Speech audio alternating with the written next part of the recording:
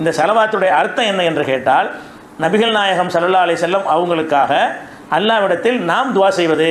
ஸலவாத்துக்கு அர்த்தம் என்னன்னு கேட்டால், நம்ம நபியை அழைக்கிறது கிடையாது, நபியிடத்தில் கோரிக்கை வைக்கிறது கிடையாது, நபியிடத்தில் பேசுகிறதும் கிடையாது. ஸலவாத்துடைய அர்த்தம் என்னன்னு கேட்டால், அல்லாஹ்விடத்தில் பேசுகிறோம். எப்படி பேசுகிறோம்? இறைவா எங்கள் நபிக்கு அருள் செய்வாயாக என்று பேசுகிறோம். நபிகள் நாயகத்திடம் உரையாடுவது போல நினைத்து கொண்டு நம்ம மரணித்த பிறகு நம்ம உரையாடி கொண்டு தான் இருக்கிறோம் என்று ஒரு தப்பான வாதம் வைக்கிறார்கள். இப்போ சில ஸலவாத்துகளை உங்களுக்கு நேரடியாக உங்களுக்கு மொழிபெயர்த்து சொன்னால் புரிந்துவிடும். நம்ம அத்தஹியாத்தில் ஓதக்கூடிய ஸலவாத்தை எடுத்துக்கிறோங்க. எல்லாரும் அத்தஹியாத் இருப்பில் உட்காந்து ஓதுகிறோம். எப்படி ஓதுகிறோம்? அல்லாஹும்ம சல்லி அலா முஹம்மதின். அல்லாஹும்மன்னு அல்லாஹ் தான் கூப்பிட்றோம். இறைவா. ஸலவாத்துடைய ஆரம்பமே என்னன்னு கேட்டால், இறைவனை அழைக்கிறது தான். அல்லாஹும்ம இறைவா சல்லி அலா முஹம்மதின்.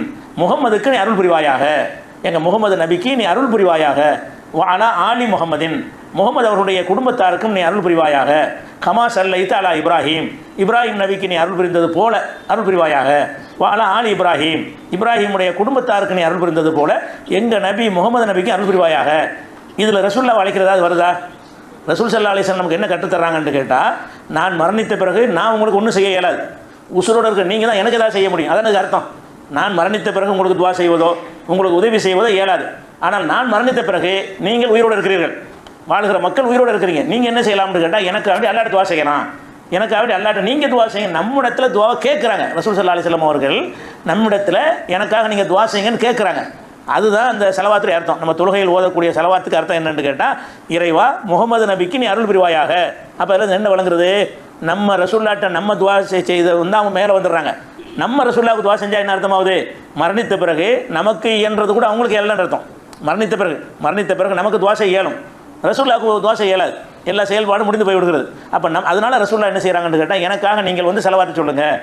அதே மாதிரி ரசூல்லாவுடைய நீங்கள் பேரை கேட்குறீங்க, பேரை கேட்டோன்னு என்ன செய்றீங்கன்னா, ஸல்லல்லாஹு அலைஹி வஸல்லம் அப்படின்னு ஒரு ஸலவாத்தை சொல்கிறீங்க.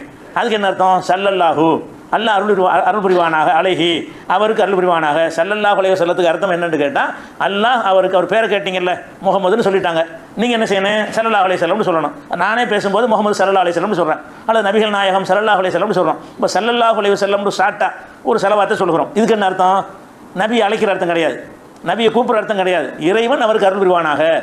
நமக்கு இந்த மார்க்கத்தை கொண்டு சேர்ப்பதற்காக அவ்வளோ கஷ்டப்பட்டுருக்கிறாங்க, அவ்வளோ தியாகம் பண்ணியிருக்கிறாங்க, தங்களுடைய வாழ்நாள் பூரா சேர்த்த செல்வத்தையெல்லாம் இழந்திருக்கிறாங்க, வீடு வாசல் சொந்த ஊரையெல்லாம் இழந்து ஹிஜ்ரத் பண்ணி போயிருக்கிறாங்க.